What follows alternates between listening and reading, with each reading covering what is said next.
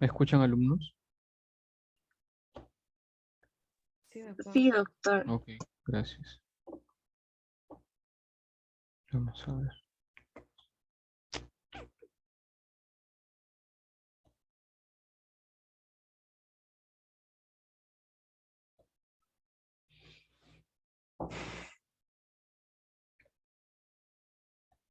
Altamirano,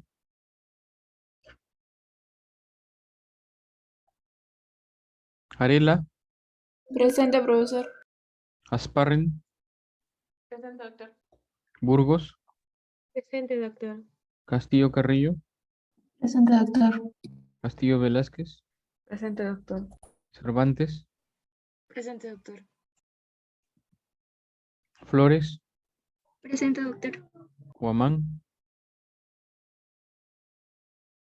Jordán, Presente, doctor. Buenas tardes. Perdón. Paucar, Presente, doctor. Sancho, Presente, profesor. Vázquez, Presente, profesor. Altamirano, Presente, profesor, disculpe. Huamán Bellido, ¿dónde está, no?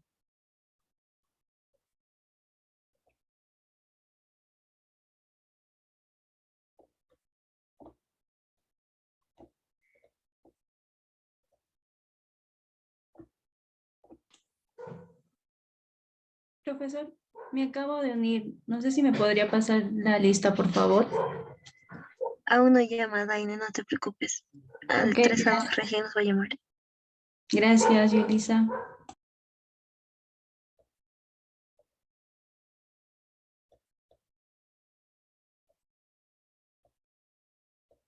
A ver. Enríquez, Presente, doctor. Fabián, Presente, doctor. Gómez Eje, Presente, doctor. González Carvajal, ¿dónde está? González Mego, Presente, profesor. Granda, Presente, profesor. Guerrero, Presente, doctor. Huachaca, Presente, profesor. Huarancay, Presente, profesor. Pacheco, Presente, profesor. Paco, Presente, profesor. Palomino, Presente, profesor. Panduro, Presente, doctor. Pingo, Presente, doctor. Ramírez, Presente, profesor. Valverde, Presente, profesor. Vega, Presente, profesor. Pingo no está, ¿no? Sí, profesor, presente.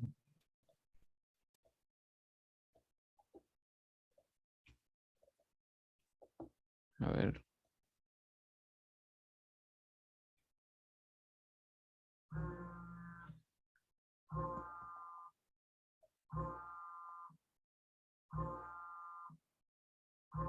Entonces, como les decía, ¿no? Tenemos caray, en el perine, ¿no? Se daba una forma triángulo, perdón, una forma romboidal y se dividía en dos triángulos, ¿no? El triángulo urogenital y el triángulo anal, ¿no? Anterior y posterior. Ahí está, ¿no? Y esto está por debajo del piso de la pelvis, ¿no es cierto? Ahí teníamos la zona del periné, ¿no? Debajo del piso o diafragma pélvico. Y tenemos dos espacios, ¿no? El espacio perineal profundo y el espacio perineal superficial. En el espacio perineal profundo vamos a encontrar tejido graso y vamos a encontrar la fosa isquiorrectal, por donde van a pasar unos vasos y nervios importantes, como son los vasos pudendos, ¿ya? Que pasan por acá, por un canal, ¿ya? Que se le conoce como el canal pudendo, antes llamado el canal de Alcock, ¿no? Entonces por ahí va a pasar eso. Y en la parte superficial vamos a encontrar el origen, ¿no? De los órganos genitales, tanto masculinos como femeninos. Por ejemplo, acá vamos a encontrar la raíz del pene, que está conformado por el bulbo esponjoso y los músculos isquiocavernosos, ¿no? Que van a formar al pene, ¿no? Porque el pene tiene dos cuerpos cavernosos y un cuerpo esponjoso. Y también en el caso de las mujeres vamos a encontrar el bulbo, ¿no? Y los pilares del clítoris, ¿no? Entonces, en la parte superficial del perineo. Y en la parte profunda, vuelvo a repetir, tejido graso y la fosa isquiorrectal. Ahí están, ¿ven? Las fosas isquiorrectales o también llamadas isquioanales, ¿no? En la parte inferior en la parte profunda del perineo, ¿no? Ahí también vamos a encontrar, en el caso de las mujeres, ¿no? En este espacio perineal profundo, vamos a encontrar, aparte de la uretra, ¿no? Estaba la vagina, y alrededor de la vagina vamos a encontrar este músculo, que es el músculo compresor de la uretra, ¿no? Para retener la salida de la orina. Recuerden que la uretra, en el caso de las mujeres, es corta, ¿no? La uretra masculina, bueno, es del tamaño del largo del pene, mientras que la uretra femenina mide entre 3 a 5 centímetros. En la parte posterior tenemos el músculo perineal transverso que me delimita la parte anterior, ¿no? En el hombre solamente hay uretra, obviamente no va a haber vagina, ¿no? Entonces la mujer tiene un órgano, un aparato, ¿no? Para la copulación que vendría a ser la vagina, ¿no? Bien.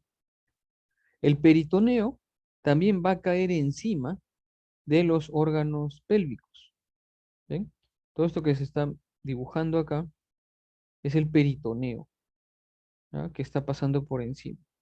Y acá hay algo muy interesante. Eh, Cuando veamos ahora lo que viene a ser la cavidad pélvica, vamos a encontrar que está la vejiga, acá está la vejiga, por detrás de la vejiga, obviamente en mujeres, el útero, y por detrás del útero, el recto, ¿no? Entonces, en el hombre solamente hay vejiga y recto.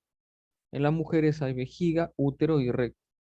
Entonces, este útero forma dos repliegues, uno con la vejiga y otro con el recto.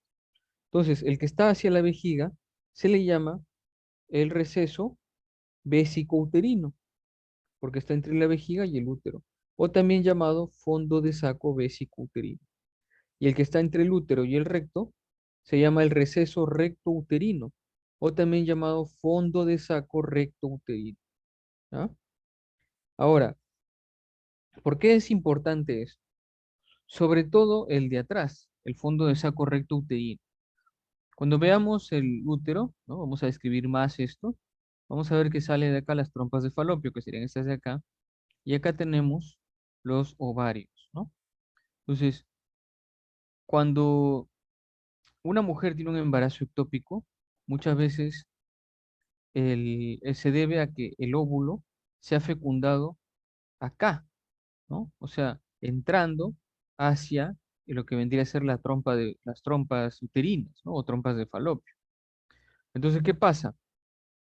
Que el óvulo entra fecundado y madura acá en la trompa, en vez de madurar dentro del útero, ¿no? Entonces, como crece acá, va a crecer, la mujer lamentablemente va a pensar que está llevando un embarazo, si es que no se hace una ecografía, ¿no? Va a pensar que está llevando un embarazo, porque le va a salir como si estuviera embarazada, obviamente. Pero su embarazo va a estar acá, en el, bueno, ya vamos a ver después las partes de las trompas, ¿no? Tenemos el infundíbulo, tenemos la ampolla, bueno, y la cosa es que si está en la porción distal y ahí madura el embrión, ¿no? Esto crece, crece, crece y llegará un momento en que se va a reventar, pues, porque no va a poder nacer, ¿no? Obviamente no va a poder crecer acá, tiene que haber crecido en el útero. Y a eso se le llaman los embarazos ectópicos, ¿no? Y si esto se rompe, ¿no? El, eh, el, el embrión va a quedar, pues, ¿no? Va a haber una pérdida de ese óvulo fecundado y va a haber una hemorragia. Y eso generalmente llega acá, al fondo de saco recto uterino, ¿no? Antes se le conocía como el fondo de saco de Douglas, ¿no? El fondo de saco de Douglas o fondo de saco recto uterino. Por eso es importante esta descripción que nos hace, ¿no? Hacia la parte posterior. Se supone que el útero está orientado hacia adelante y el ovario hacia atrás, ¿no? Sí, Castillo. Doctor, una pregunta. Y en el caso de embarazo ectópico hepático, ¿cómo sería? Hepático. Ujú, eso estaba viendo. No, ahí sí desconozco. Vamos a preguntar a los doctores ahora en la clase, ¿ya? Bien, entonces, acá miren, esta es la diferencia con el hombre, ¿no? Acá está la vejiga, acá está el recto y solamente hay un fondo, que vendría a ser el fondo de saco recto vesical, ¿no? O vésico rectal. Bueno, que no tendría en realidad ninguna relevancia clínica, ¿no? En realidad el más importante es el fondo de saco recto uterino, ¿no? Acá está la vejiga y obviamente estos son los uréteres, ¿no? Perdón, los uréteres que están yendo hacia atrás. Y acá está, miren, los uréteres llegan hacia la parte posterior de la vejiga. Y acá ustedes se van dando cuenta que va formando como un triángulo, ¿no? Si ponemos el otro uréter acá, se forma como un triángulo. Y a eso se le llama el trígono vesical, ¿ah? El trígono vesical, acá abajo está la uretra. Y vean que debajo de la vejiga está la próstata, ¿no? Entonces, imposible en no darse cuenta si es masculino o femenino. Obviamente en el hombre vas a encontrar la próstata y en la mujer vas a encontrar el útero, ¿no? Debajo de la vejiga no hay nada, detrás de la vejiga el útero. En el hombre, por encima del espacio perineal profundo, la próstata que está exactamente debajo de la vejiga. Por eso cuando se da la prostatitis, obstruye el paso de la uretra y hay un problema para miccionar, ¿no? Acá está, nuevamente, lo que ya les había estado explicando, ¿no? Tenemos, en el caso de las mujeres, dos repliegues, ¿no? O dos recesos. El receso vesicouterino y el receso rectouterino, ¿no? Y este sobre todo es el más importante clínicamente, que es conocido como el fondo de saco de Douglas, ¿no? Mm, bueno, a los lados también, esto vamos a ver cuando veamos aparato reproductor femenino, se va a producir unos ensanchamientos, ¿no? Unos ligamentos que son llamados el ligamento ancho, ¿no? Que va a dividirse en una porción que sostiene el ovario, que es el mesovario, ¿no? Y otra porción que sostiene la trompa, que es el mesosalpinx, ¿no?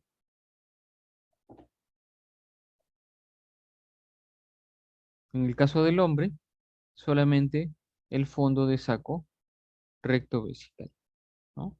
No, no tiene mucha relevancia clínica, ¿no? Solamente este receso que se da hacia la parte posterior, ¿no? De la vejiga. Igual acá está el ureter, ¿no? Bueno, ahorita vamos a hablar de vejiga, si no me equivoco.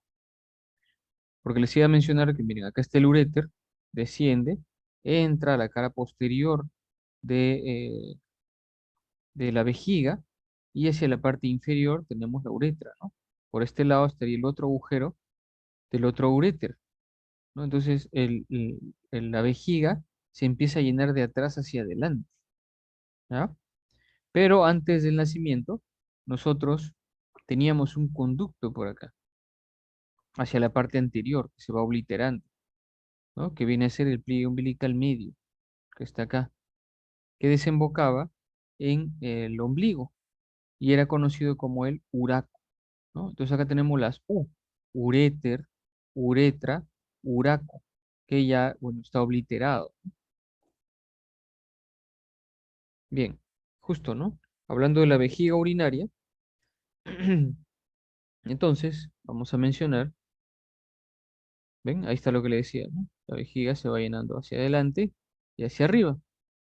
La vejiga, ¿sí? Va a estar rodeada por un músculo que es el músculo detrusor, que va a ser el encargado de mantener esa distensión y esa contracción para que se dé la micción, ¿no? La vejiga, dentro de la cavidad pélvica, es lo que vamos a encontrar en la parte más anterior, ¿sí?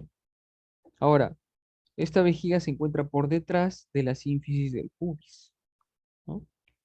Generalmente, a nosotros, y eso creo que ya les había mencionado el día de ayer, a nosotros nos va a dar ganas de miccionar cuando la vejiga alcanza ya una cantidad de 300 centímetros cúbicos de orina, ¿no? Pero en algunos casos, si es que hubiera una obstrucción, ¿no? Este, esto puede ir cediendo, como vemos acá, ¿ven? Hasta llegar aproximadamente entre litro y medio, algunos dicen hasta 2 litros de orina, ¿no? Que puede almacenar la vejiga. pero normalmente ya a 300 centímetros cúbicos nos da ganas de miccionar. Esta vejiga tiene una forma piramidal hacia la parte anterior, ¿no? Sobre todo cuando está vacía, tiene una mayor forma piramidal. El vértice está hacia la sínfisis del pubis, ¿no? Y la base está hacia la parte posterior, ¿ven? Entonces ahí tiene una forma triangular, ¿no? O piramidal, ¿ya?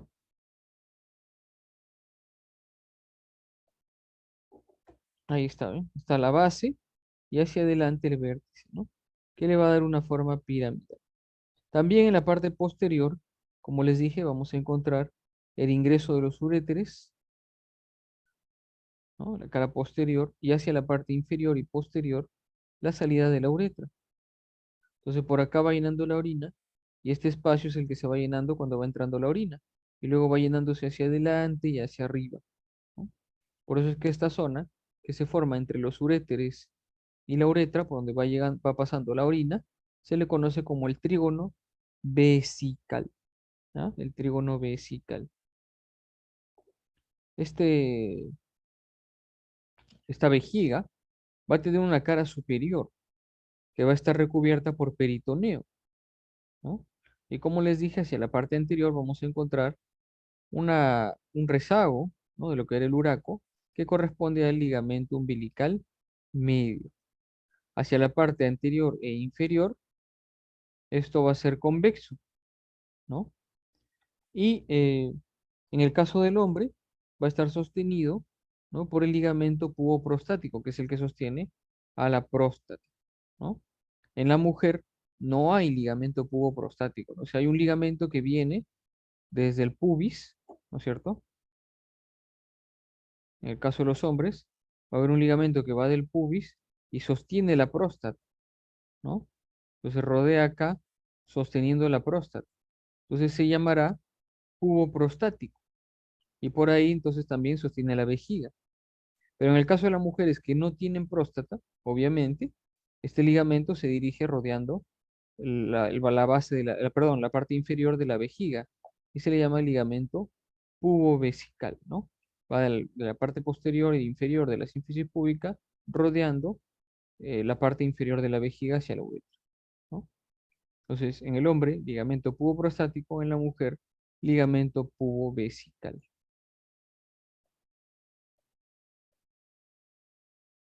Acá está, miren, este sería un corte anterior, ¿no?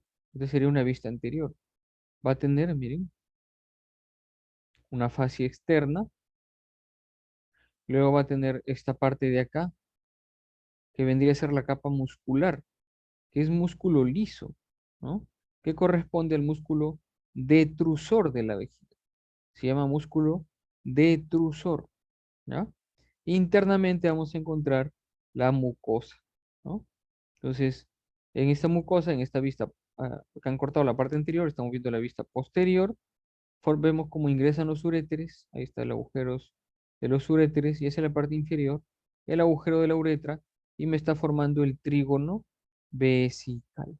¿Ya? Ahí está el trígono vesical. Esto es lo que les mencionaba hace un momento, ¿no? Miren que la vejiga, ¿no? Está recibiendo por acá los uréteres, y hacia abajo sale la uretra.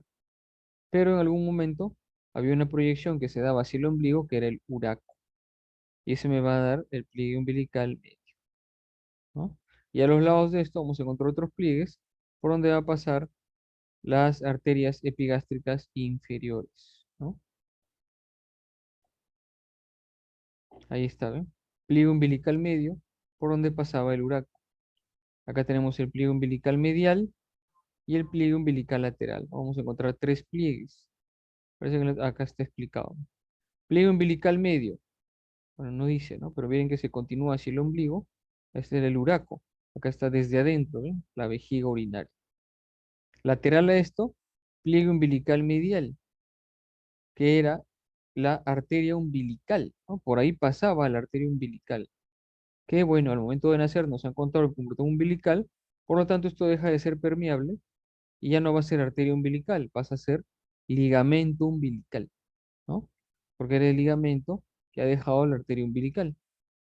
Y tenemos los pliegues umbilicales laterales por donde van a pasar las arterias epigástricas inferiores, como les mencioné hace un momento, ¿no?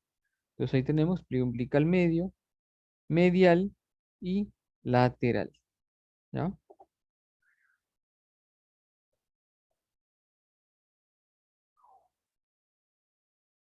Esta imagen creo que se ha colado porque hemos visto. Igual acá ya les he explicado, ¿no? Los fondos de saco.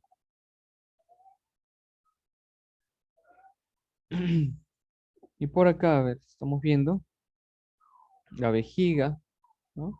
Este es un aparato masculino. ¿Por qué? Porque estamos viendo desde la parte posterior. ¿Y qué tenemos hacia abajo de la vejiga? La próstata, este de acá es la próstata. ¿Y por qué le digo que es posterior? Porque en posterior vemos esto de acá, que está por encima de la próstata, que son las vesículas seminales, ¿no? Y por acá está el conducto deferente, que va a ser el conducto eyaculador, ¿no? Entonces por acá vienen los espermatozoides, y esto se une al líquido seminal y al líquido prostático, ¿no? Entonces es un aparato reproductor masculino, y acá estamos viendo el pliegue umbilical medio, pliegue umbilical medial, por donde pasaba la arteria umbilical, que ahora ya no hay, solamente tenemos el ligamento umbilical, y el pliegue umbilical lateral, por donde pasa la arteria epigástrica inferior, ¿no? Entonces los pliegues umbilicales que quedan en la parte interna, ¿no? En la pared interna del abdomen. Mm. Ahí está el ligamento, pues, ¿no? Que hace un rato les mencioné. En el caso de las mujeres, hay un ligamento que va de la parte posterior de la sínfisis púbica hacia el otro lado y rodea la parte inferior de la vejiga, ¿no? Y se llama el ligamento pubovesical. En el caso de los hombres, tendríamos el ligamento, ahí está, puboprostático, ¿no? Está rodeando la próstata.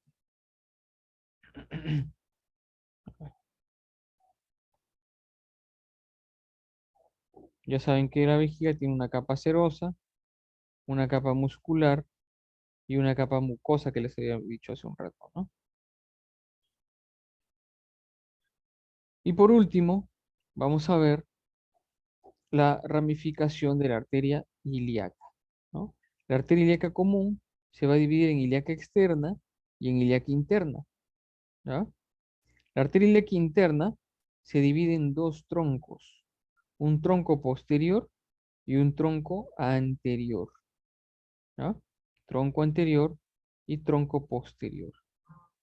El tronco anterior me va a dar una serie de ramas. Vean acá, esta era la arteria que se dirigía hacia el ombligo, ¿no? Esta vendría a ser la arteria umbilical, que se ha obliterado, miren, desde acá ya no está de color rojo. Entonces esta porción obliterada de la arteria umbilical. Y de esta arteria umbilical está haciendo una arteria que sí es permeable, que es la arteria vesical superior, que se dirige hacia la vejiga, ¿no? Entonces, arteria umbilical, rama del tronco anterior de la arteria ilíaca interna. Otra rama del tronco anterior es esta de acá, que viene a ser la arteria obturatriz, ¿no? Esta es la arteria obturatriz, que va a salir por el agujero obturado. En algunas ocasiones, ¿ya? Podría darse de que esta arteria obturatriz salga por encima, ¿ya? De la rama superior del pubis, ¿no? O sea, de este hueso coxal, salga por acá encima, hacia la parte inferior. Entonces, ¿qué podría ocurrir? Que cuando estuvimos hablando de las hernias, ¿no? Si un paciente tuviera una hernia acá en la parte abdominal y este, operan esa hernia, ¿no? O en la parte inguinal, porque recuerden que la arteria se va hacia abajo, y le ponen una malla, podrían lesionar esta arteria obturatriz, ¿no? Cuando sale por encima de esta rama del pubis, ¿no?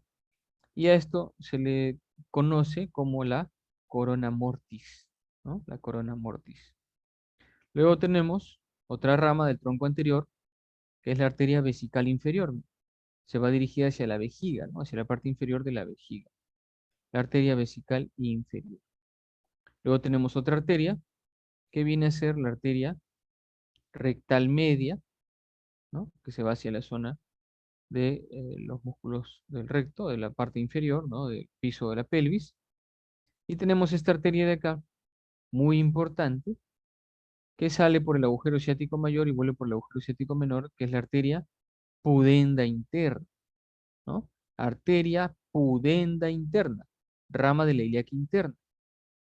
La arteria ilíaca externa me va a dar la arteria pudenda externa, ¿ah? Entonces no confundamos. Por eso se le llama pudenda interna. Sin embargo, les voy adelantando, en el caso de los nervios, solamente tenemos un nervio pudendo, ¿ya? No hay pudendo interno y externo. Entonces, por la fosa isquiorrectal pasa la arteria y la vena pudenda interna, se está yendo la fosa isquiorrectal, y pasa el nervio pudendo, no se olvide, ¿ya? Nervio pudendo. Entonces, estas son las ramas del tronco anterior, ahí está, tronco anterior de la arteria ilíaca interna. Ah, y me olvidaba, la rama terminal, o sea, este tronco anterior termina como arteria glútea inferior, ¿ah? Arteria glútea inferior. En el caso del tronco posterior, que no lo vemos acá, lo han cortado, ¿no?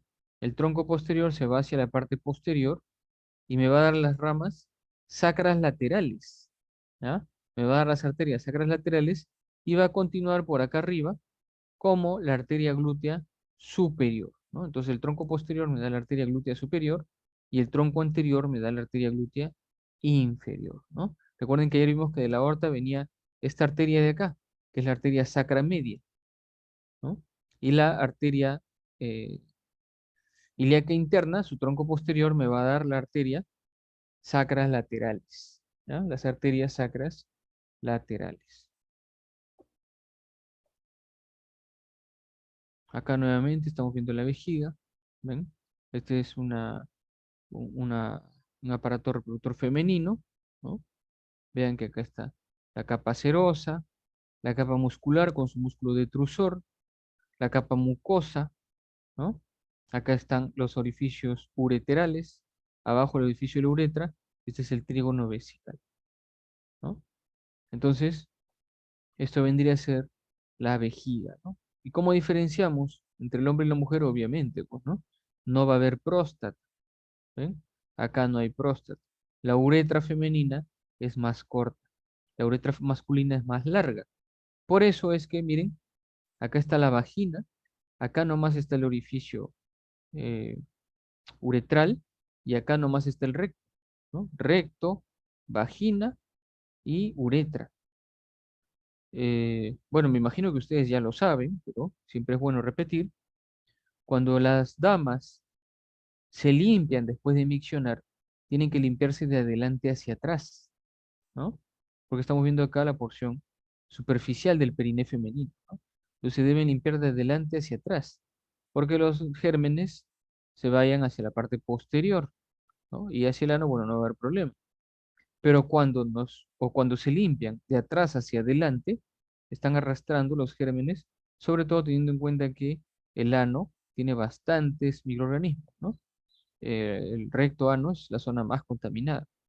Entonces arrastra microorganismos hacia la parte interior, ya sea hacia la vagina o hacia la uretra, y están muy susceptibles a sufrir de infección, ¿no? Cosa que no ocurre en los hombres, porque los hombres tendrían acá solamente uretra. Y la uretra, bueno, va a depender del tamaño del pene, ¿no? Eh, en promedio, ¿no? Va entre 12 a 18 centímetros, dependiendo, pues, ¿no? En el cambio, en la mujer va de 3 a 5 centímetros, ¿no? Entonces es más corto y es más fácil de que se haga una infección tanto eh, a nivel de la vagina como a nivel de la uretra y complicando a la vejiga. En cambio, en el caso de los hombres, cuando se contamina la uretra, antes de que haya una infección vesical o de la vejiga, podría haber una infección prostática, ¿no? Las prostatitis en jóvenes por lo general son benignas, o sea, son prostatitis infecciosas. Y en el caso de los hombres, ¿cuál es la forma más común de que se contamine la uretra? Cuando tienen relaciones contra natura, ¿no? O sea, cuando el pene penetra el ano. Entonces ahí todos esos microorganismos estarían entrando hacia la uretra, ¿no? Claro, si acá les dijimos, o acá les decía que pueden arrastrar los microorganismos del ano hacia la parte anterior, si el pene penetra el ano, va a entrar también los microorganismos hacia la uretra, ¿no? Y va a contaminar la uretra y le puede dar una prostatitis, ¿no?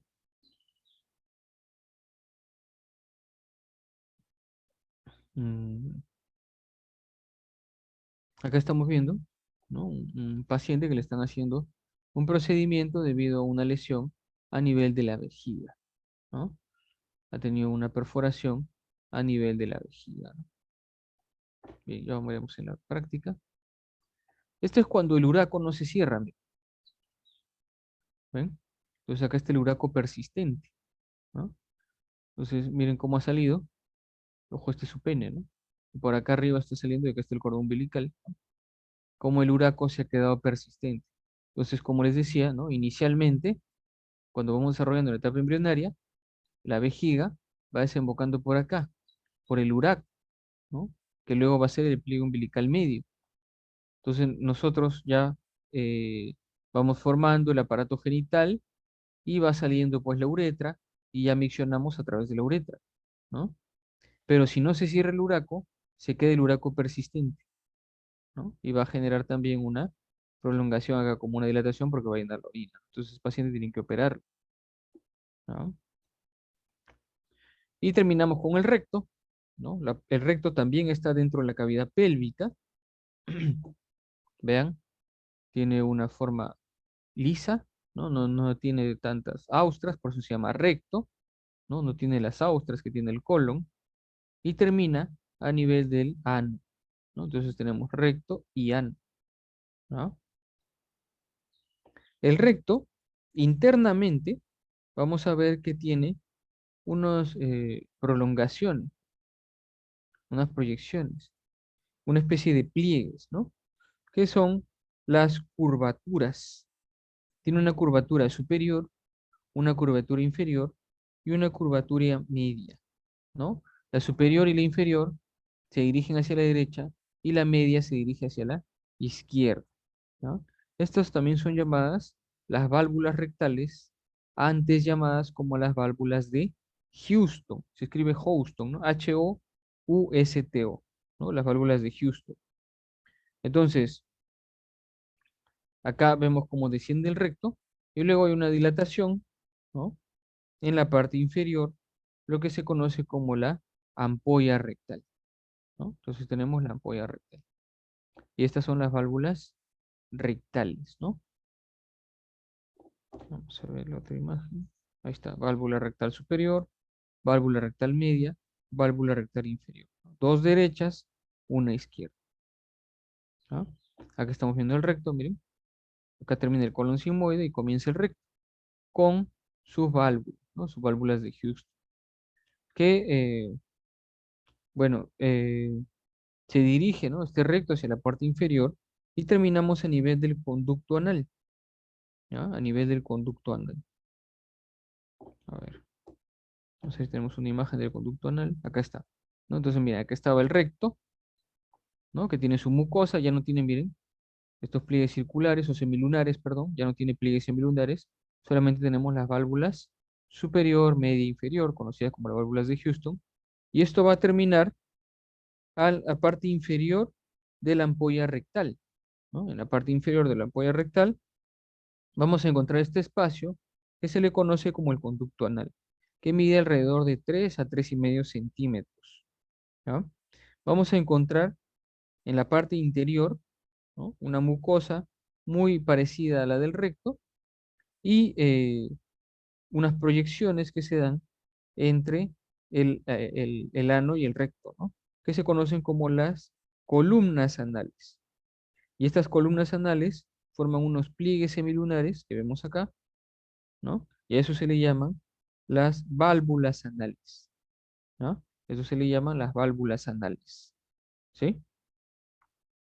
Luego, mm, a ver un ratito, quiero ver si lo procedí.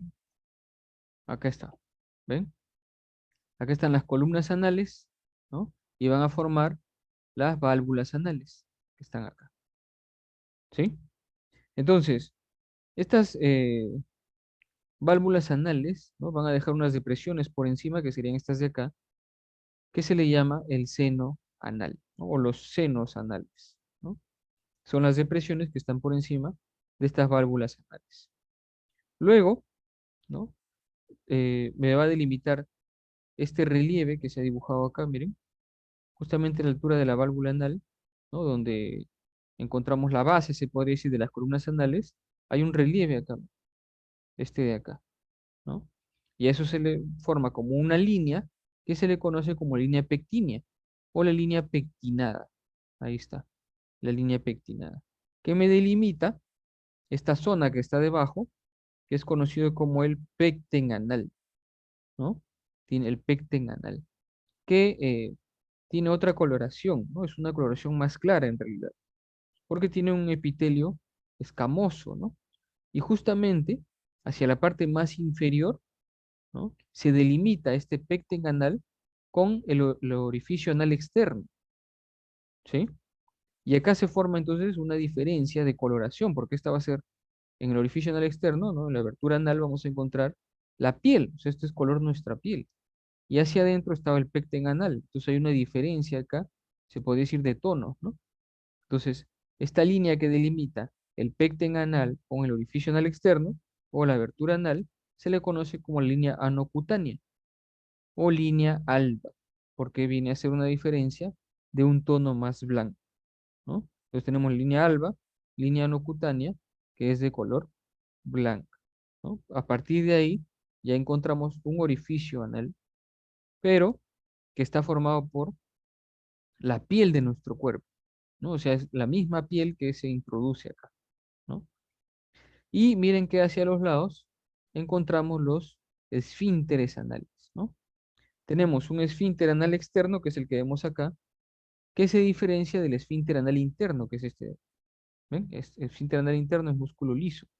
Cuando hablamos de músculo liso es involuntario, ¿no? En cambio, el esfínter anal externo es músculo esquelético. Quiere decir que es músculo voluntario, ¿no? Este músculo o este esfínter anal externo está rodeando el conducto anal. ¿Ven? Todo el conducto anal hasta la porción inferior. Entonces tiene tres porciones. Una porción profunda, una porción superficial y una porción subcutánea por fuera de la abertura anal, ¿no? Este esfínter anal externo es el que nos permite contraer el orificio anal externo, ¿no? O sea, cuando ya no aguantas, ¿no? La salida de las heces, esto es lo que contraes con fuerza para que ya finalmente no salga, ¿no? Y por el contrario, cuando lo relajas ya viene pues descendiendo las heces, ¿no? Se diferencia del esfínter anal interno, que es un músculo liso involuntario, ¿no? Lo que pasa es que eh, esta prolongación de músculo liso mantiene, ¿no? Por lo general, contraído el ano, ¿no? Pero nosotros no lo podemos ni relajar ni contraer más, ¿no? Por eso es esfínter anal interno involuntario.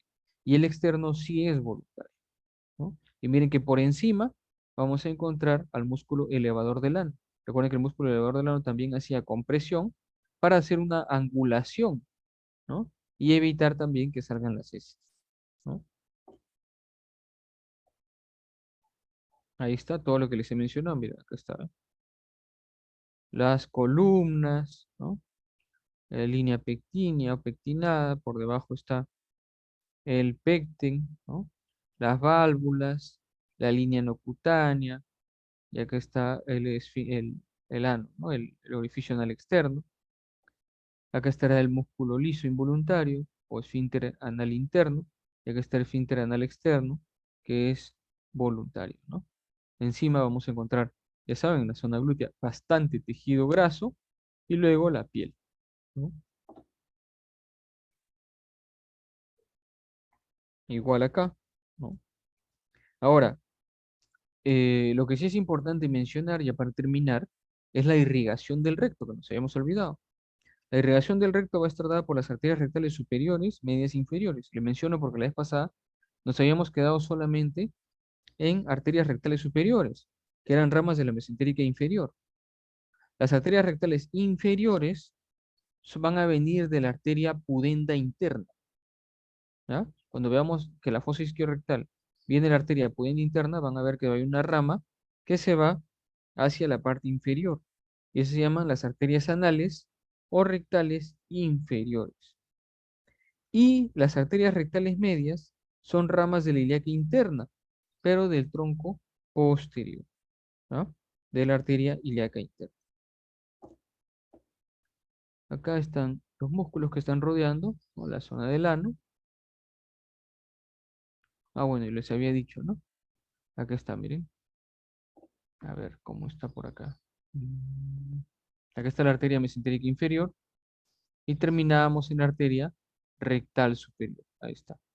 Irrigación, arteria rectal superior, ¿no? Luego tenemos, a ver, esta vendría a ser la arteria ilíaca externa, y por acá tenemos la arteria ilíaca interna, y teníamos una rama que es la arteria pudenda, ¿ven? Que vendría por acá abajo, por la fosa isquiorrectal. Entonces, de la arteria pudenda interna va a salir la arteria rectal inferior. Ahí está.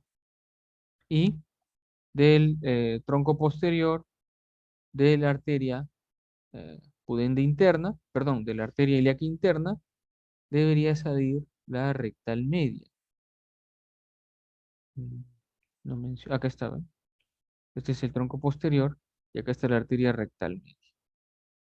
¿Ven? Entonces la irrigación del recto, ¿no? Rectal superior, rama de la mesentérica superior, rectal media, rama de la ilíaca interna en su tronco posterior, y la rectal inferior o anales, ramas de la arteria pudenda interna. ¿Sí? A ver. Igual el retorno venoso, ¿no? El retorno venoso es exactamente lo mismo con... ¿qué hora es? Voy a hacer enojar la hora. Con las arterias rectales superiores, medias e inferiores, ¿no? Recuerden que las arterias rectales superiores llegan a la mesentérica superior. Es importante también tener presente, porque estas arterias rectales superiores, ¿no? Por ejemplo, la mesentérica superior junto con la esplénica formaban la vena porta. Entonces, suponiendo que un paciente pudiera tener cirrosis, ¿no? Un paciente con cirrosis va a generar dilatación de las venas y también va a generar dilatación de las venas, por ejemplo, rectales superiores, que son las venas hemorroidales, ¿no? Entonces, una de las causas de las famosas hemorroides, o mejor dicho, las hemorroides también son un signo, ¿no? De cirrosis. Entonces hay que evaluar también cuando un paciente tiene hemorroides, cuál es el origen de esas hemorroides, ¿no? ¿Es solamente superficial o viene de alguna patología probablemente? Entonces es importante ahí relacionarlo, ¿no? Por el retorno venoso, ¿no? Bueno, este es el caso de un paciente que no ha formado el ano, ¿no? No tiene ano y obviamente tendrían que operarlo para que pueda, pues, sacar las heces, ¿no? Tienen que operar este. Bien, en relación a la inervación, ya hemos visto, hemos estado viendo la clase pasada, la inervación de la zona de la pelvis, ¿no? Les dije que hacia la parte superior abdominal, casi toda la parte abdominal venía del plexo solar, del plexo mesentérico superior, y el plexo mesentérico inferior, que me imagino que ya lo leyeron porque ya me estuvieron comentando en el caso, en sus aportes, me formaba el plexo hipogástrico, ¿no? El plexo hipogástrico superior, que se dividía en plexos hipogástricos inferiores y que se unía a las ramas del nervio sacro y me daban los nervios espláncnicos pélvicos, ¿no? Que en este caso también van a dar inervación a lo que vendría a ser los órganos de la cavidad pélvica, ¿no es cierto? Los nervios espláncnicos pélvicos. Acá está, ¿eh? Plexo hipogástrico superior, que se divide en los nervios hipogástricos laterales, que se van a formar el plexo hipogástrico inferior, ¿no? Para dar inervación. Va a faltar tiempo para explicar. Recuerden, ¿no? Que en este caso me va a dar una inervación mixta, ¿ya? Simpática y parasimpática. Eso ya lo habían leído, ¿no? Por suerte. No sé si tenemos acá el plexo sacro. Acá está el plexo sacro, ¿no? ¿Ven? S1, S2, S3, S4 y S5 van a formar el plexo sacro, de donde va a salir también las diferentes ramas que van a dar inervación a los órganos pélvicos también, ¿no? Muy importante, por ejemplo, el nervio pudendo. Acá miren, están los nervios esplánicos pélvicos que se formaban por la fusión del plexo hipogástrico inferior con los nervios sacros, ¿no? La inervación mixta que iba a dar a partir del ángulo cólico izquierdo, ¿no? Que les había mencionado porque el nervio vago ya no llega al ángulo cólico izquierdo, acá está describiendo, ¿no? Y del plexo sacro, un nervio muy importante, S2, S3, S4, me da el nervio pudendo, ¿no? Este nervio pudendo es muy importante para la inervación sensitiva de lo que vendría a ser el pene, sobre todo lo que es el glande en el hombre, y en las mujeres el glande del clítoris. Tanto en el hombre como en la mujer va a haber un glande, ¿no? Y es la zona más excitable, tanto del hombre como de la mujer. Y está inervado por el nervio pudendo, ¿no? Por eso hay que tener mucho cuidado con la fosa isquiorrectal. Entonces el nervio pudendo es el que le da la inervación, ¿no? Que permite pues esa excitabilidad, tanto en el clítoris como en el pene, ¿no? En el glande, ¿ya? Bien, ya no nos va a dar el tiempo, alumnos. Caray, un ratito.